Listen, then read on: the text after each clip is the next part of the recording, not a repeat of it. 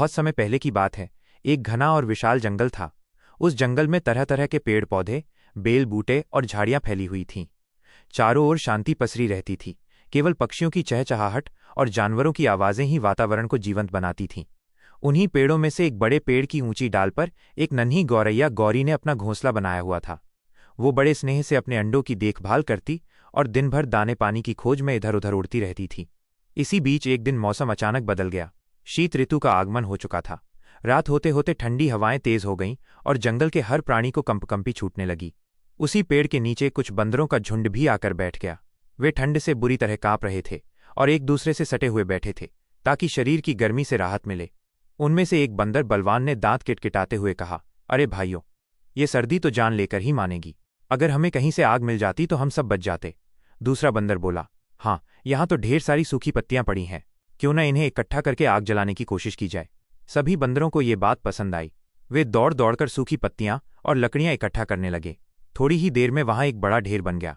अब वे सोच में पड़ गए कि आखिर इसे जलाएं कैसे। इसी दौरान बलवान की नज़र अचानक आसमान में उड़ते हुए एक चमकदार जुगनू पर पड़ी।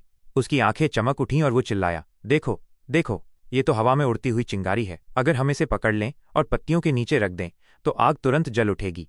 बाकी बंदरों ने भी उसकी बात पर विश्वास कर लिया और सब मिलकर उस जुगनू को पकड़ने के पीछे भागने लगे। पेड़ के ऊपर अपने घोंसले से ये सब देख रही गौरी को बंदरों की मूर्खता पर दया आ गई। उसने धीरे से कहा, बंदर भाइयों, ये चिंगारी नहीं है, ये तो एक छोटा सा जुगनू है। इससे आग नहीं जलेगी। आग जलाने के लिए तुम्हें असली चिंगारी चाहिए। लेकिन बंदरों ने गौरी की बात पर ध्यान नहीं दिया। बलवान गुर्राकर बोला, चुप रहे मूर्ख चिड़िया, हमें सिखाने की जरूरत नहीं है। इतना कहकर उन्होंने जुगनू को पकड़ लिया और उसे पत्तियों के ढेर के नीचे रख दिया। फिर सभी बंदर बारी बारी से ढेर पर फूंक मारने लगे, मानो आग किसी भी क्षण जल उठेगी। गौरी से उनकी ये मूर्खता देखी न गई। उसने फिर से समझाने की कोशिश की, भाइयों, जुगनू से आग नहीं सुलग सकती। तुम दो पत्थरों को आपस में टकराओ, चिंगारी निकलेगी और वही आग लगा सकती है। लेकिन बंदर इस बार भी नहीं माने। उल्टा वे और चिढ़ गए। बलवान ने झल्लाकर कहा, तेरी अक्ल से हम क्यों सीखें? तू अपने घोंसले में चुपचाप बैठ, वरना अंजाम बुरा होगा।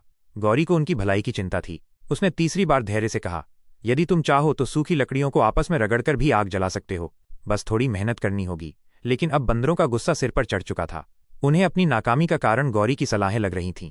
बलवान ने क्रोध में भरकर गौरी को पकड़ लिया और जोर से पेड़ के तने पर पटक दिया। बेचारी नन्ही गौरी वहीं तड़पकर प्राण त्याग बैठी। बंदरों को अपनी गलती का एहसास नहीं हुआ। वे रात भर ठंड से कांपते रहे और सुबह होते ही निराश होकर वहां से चले गए। सीख, इस कहानी से हमें यह शिक्षा मिलती है कि बिना मांगे किसी को सलाह नहीं देनी चाहिए। विशेषकर मूर्ख व्यक्तियों को समझाने की कोशिश करना व्यर्थ है, क्योंकि वे समझते नहीं, उल्टा गुस्सा कर नुकसान पहुंचा देते हैं।